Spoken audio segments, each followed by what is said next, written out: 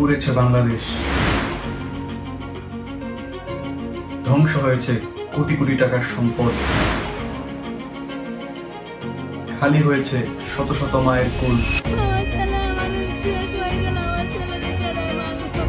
শুধুমাত্র দেশে চলমান অযৌক্তিক কোটা সংস্কার আন্দোলনের জন্য। কি এই কোটা, কেনই বা এটাকে নিয়ে এত আন্দোলন আর সহিংসতা, তা নিয়ে সম্পূর্ণ জানবো আজকের এই ভিডিও। সর্বপ্রথম আমাদের জানতে হবে কোটা পদ্ধতি আসলে কি। কোটা বলতে কোনো কিছুর নির্দিষ্ট একটি অংশকে বোঝায় যা একটি বিশেষ জাতি বা গোষ্ঠীর জন্য সংরক্ষিত থাকে। মূলত সমাজের পিছিয়ে পড়া অনগ্রসর জাতিকে সমাজের সাধারণ মানুষের সাথে সমান তালে নিয়ে আসার জন্য এই কোটা পদ্ধতির প্রবর্তন করা হয়। স্বাধীনতার 1 বছর পর অর্থাৎ 1972 সাল থেকেই কোটা পদ্ধতির প্রচলন শুরু হয়।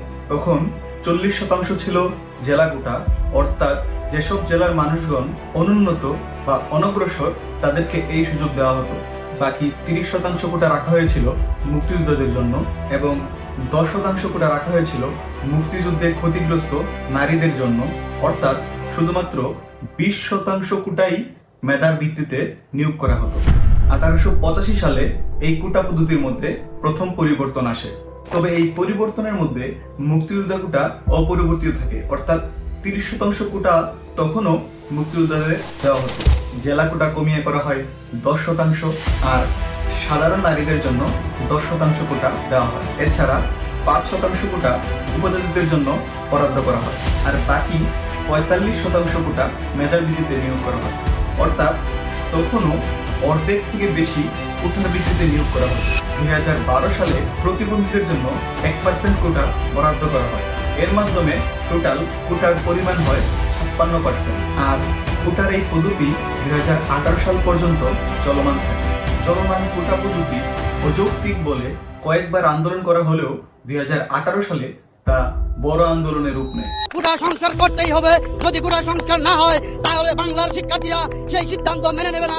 যতদিন পর্যন্ত আমাদের দাবিগুলো মেনে নেওয়া না হচ্ছে ততদিন পর্যন্ত আন্দোলন চলবে। 2018 সালের 31শে জানুয়ারি কোটা পদ্ধতিকে অসাংবিধানিক বলে হাইকোর্টে রিট করেন ঢাকা বিশ্ববিদ্যালয়ের একজন শিক্ষার্থী ও 2 জন সাংবাদিক। তবে তাদের আবেদনে ভুল রয়েছে বলে হাইকোর্ট এই রিট খারিজ করে দেয়। এই বিষয়টি যখন জানাজানি হয় তখন এটি একটি আন্দোলনের রূপ নেয় এবং এই আন্দোলন ধীরে ধীরে বড় হতে থাকে। কোটা সংস্কারের জন্য আন্দোলনকারীরা শহরের রাস্তায় রাস্তায় মানববন্ধন করতে থাকে। এ সময় জনভোগান্তি তৈরি হলে পুলিশ কয়েকজন আন্দোলনকারী নেতাকে গ্রেফতার করে নেয়। তবে এর ফলে আন্দোলন আরো বড় পর্যায়ে চলে যায় এবং তা সারা দেশে ছড়িয়ে পড়ে। 2018 সালের 8 এপ্রিল আন্দোলন চূড়ান্ত পর্যায়ে পৌঁছে গেলে প্রধানমন্ত্রী শেখ হাসিনা আন্দোলনকারীদের এ দাবি মেনে নেন।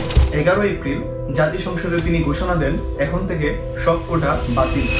এরাও চায় না, কেউই চায় না, কারণ স্পিকার তার মধ্যে বলে দিচ্ছে যে বলতো কোনো কোটাই থাকবে না, কোনো কোটারই দরকার নাই, কোটাটার দরকার নাই।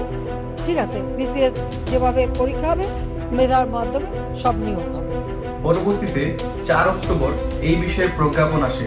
প্রজ্ঞাপনে বলা হয় এখন থেকে প্রথম ও দ্বিতীয় শ্রেণীর চাকরিতে কোনো কোটা বলবৎ হবে না। এখন কথা হলো, যেই কোটা পদ্ধতি 2018 সালেই বাতিল হয়ে গিয়েছিল সেই কোটা পদ্ধতি 2024-এ আবার কিভাবে ফিরে আসে? এর কারণ হলো হাইকোর্টের রায়। 2018 সালে কোটা পদ্ধতি বাতিল হওয়ার পর 2021 সালে ওহিদুল ইসলাম সহ 7 জন মুক্তিযোদ্ধার সন্তান কোটা পদ্ধতি বাতিলের বিরুদ্ধে হাইকোর্টে একটি রিট করেন। তাদের এই রিটের ভিত্তিতে 2024 সালের 5 জুন হাইকোর্ট একটি রায় দেয়। এই রায়ে বলা হয় মুক্তিযোদ্ধার সন্তানদের করা দাবি যৌক্তিক এবং এর ভিত্তিতে 2018 সালে যে কোটা বাতিল করা হয়েছিল তা আবার ফিরিয়ে নিয়ে আসা হয়। এই খবর প্রকাশিত হওয়ার পর থেকেই সাধারণ শিক্ষার্থী ও চাকরি প্রত্যাশীরা আবারও আন্দোলন শুরু করে দেয়।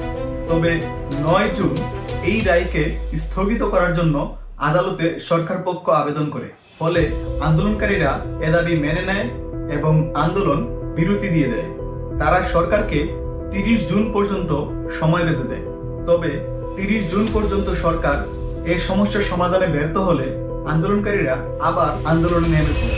ধীরে ধীরে এই আন্দোলন ঢাকা বিশ্ববিদ্যালয় থেকে শুরু করে সারা বাংলাদেশে ছড়িয়ে পড়ে। তবে শুরুতে আন্দোলন সভা সমাবেশ পর্যন্ত সীমিত থাকলেও 14 জুলাই প্রধানমন্ত্রী শেখ হাসিনার দেওয়া একটি বক্তব্যে আন্দোলনকারীরা বিক্ষোভে ফেটে পড়েন।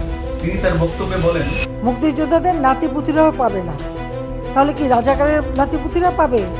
সেটা আমার প্রশ্ন, দেশবাসীর কাছে প্রশ্ন, যে রাজাকারের নাতিপুতিরা সবকিছু পাবে, মুক্তিযোদ্ধারা পাবে না। তার এই বক্তব্যের প্রতিবাদে আন্দোলনকারীরা নিজেদেরকে রাজাকার বলে প্রতিবাদ করতে থাকে। তারা স্লোগান দেয়,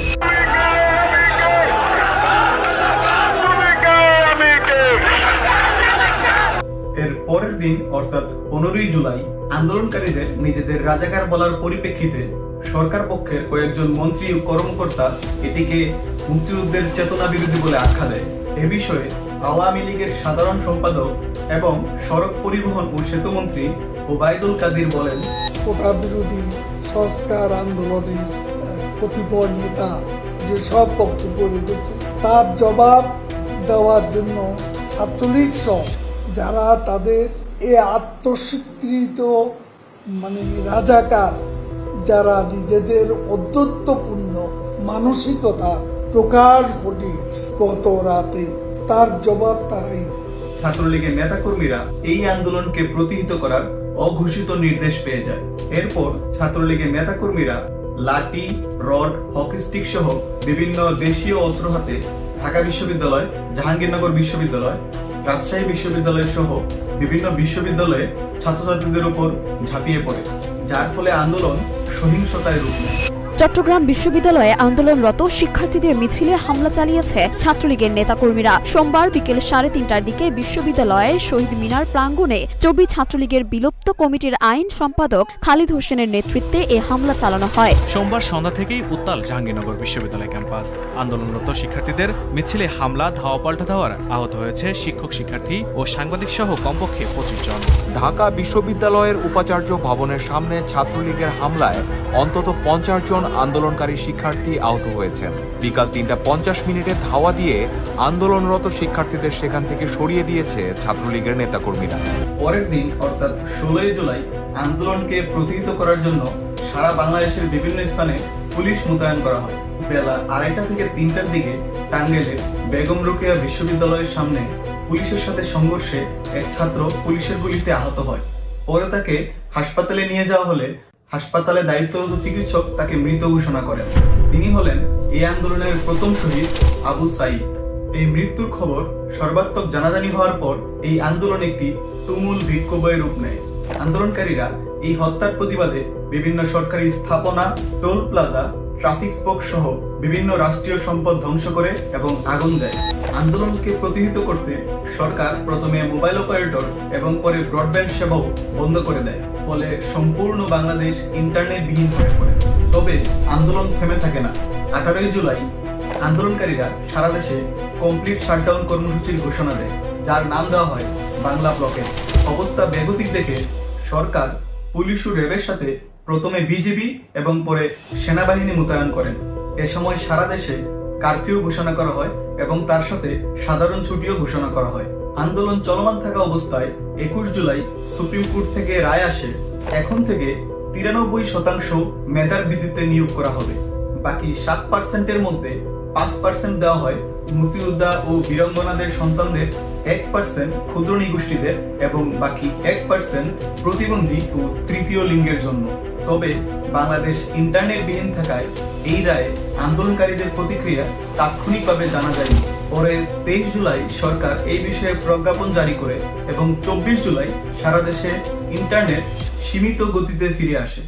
ইন্টারনেট ফিরে আসার পর এই কয়েকদিনে চলমান আন্দোলনের ভয়াবহতা সবার সামনে উঠে আসে। নিহতের সংখ্যা বেড়ে হয় 197। সেদিন কোটা সংস্কার আন্দোলনকারীরা জানায় তাদের সাথে কোনো প্রকার পরামর্শ না করেই আদালত এই রায় দিয়েছে, অতএব এই রায় যুক্তিসঙ্গত না। তাছাড়া নিহতদের হত্যার বিচার না হওয়ার আগ পর্যন্ত এই আন্দোলন থামবে না। সেদিন রাতে নিহতের সংখ্যা আরো 4 জন বেড়ে হয় 201। পরে 26, 27 ও 28 জুলাই পুলিশের গোয়েন্দা সংস্থা ডিবি কোটা আন্দোলনের 6 জন সমন্বয়ককে তুলে নিয়ে যায়। পরে এই সমন্বয়কগণ এক বিবৃতিতে আন্দোলনকে এখানেই স্থগিত করার ঘোষণা দেন। তবে তাদের এই বিবৃতি যে পুলিশের বন্দুকের বয়ে দেওয়া হয়েছে তা কারোরই অজানা না। তাছাড়া কোটা সংস্কার আন্দোলনের অন্যান্য সমন্বয়করা এই বিবৃতির সাথে একমত না। তারা নতুন কর্মসূচি ঘোষণার মাধ্যমে আন্দোলন চালিয়ে যাওয়ার প্রস্তাব করেন। ঘটনা পর্যবেক্ষণ করলে যে কেউ বলে দিতে পারবে সাধারণ শিক্ষার্থীদের এই যৌক্তিক দাবি সরকারের জন্য মানা কোনো কঠিন বিষয় ছিল না। সরকার আন্দোলনকারীদের শিবির, দুষ্কৃতিকারী, স্বাধীনতা বিরোধী সহ বিভিন্ন ট্যাগ দিয়ে আন্দোলনকে শক্ত হাতে পরিহিত করার চেষ্টা করেছে, যার ফলে এমন ভয়াবহ পরিস্থিতির সৃষ্টি হয়েছে। তাই এই দায় সরকারকে নিতে হবে। তাছাড়া যদি এই বিষয়টি মেনে নিই যে আন্দোলনকারীরা সাধারণ মানুষ ছিল না, তারা ছিল দুষ্কৃতিকারী, তাহলেও সরকার এই দায় এড়াতে পারবে না। কারণ আন্দোলনকারী শিক্ষার্থী ও চাকরি প্রত্যাশীদের দাবি যদি সরকার শুরুতেই মেনে নিত, তাহলে আন্দোলন এই পর্যায়ে আসতো না। এই ঘটনার ফলে বিশ্বমঞ্চেও আওয়ামী লীগ সরকারের ভাবমূর্তি ক্ষুণ্ণ হয়েছে। জাতিসংঘ, ইউরোপীয় ইউনিয়ন, ব্রিটেন সহ বিশ্বের বিভিন্ন দেশ এ বিষয়ে বিরূপ প্রতিক্রিয়া দেখিয়েছে। ভারতের কলকাতায় কিছু সাধারণ মানুষ ও শিক্ষার্থী এই আন্দোলনকে সমর্থন করে বিক্ষোভ মিছিল করেছে। ইতিমধ্যে আন্দোলনের ক্ষয়ক্ষতির ফলে দেশে আর্থিক সংকট দেখা দিয়েছে। তার উপর আবার আন্দোলনের অংশ হিসেবে প্রবাসীদের একটি বড় অংশ দেশে রেমিটেন্স পাঠাচ্ছে না, যার ফলে সরকার অর্থনৈতিকভাবে ভেঙে পড়ছে। সরকারের একটি ভুল সিদ্ধান্ত যে কতটা ভয়ানক হতে পারে প্রধানমন্ত্রী শেখ হাসিনা তা হারে হারে টের পাচ্ছে। পরিশেষে কোটা সংস্কার আন্দোলনে যারা শহীদ হয়েছেন তাদেরকে স্মরণ করে আজকের এই ভিডিও শেষ করছি। যদি ভিডিওটি ভালো লেগে থাকে, প্রশ্ন ফাঁস নিয়ে করা আমার পূর্ববর্তী ভিডিওটি দেখার অনুরোধ রইল।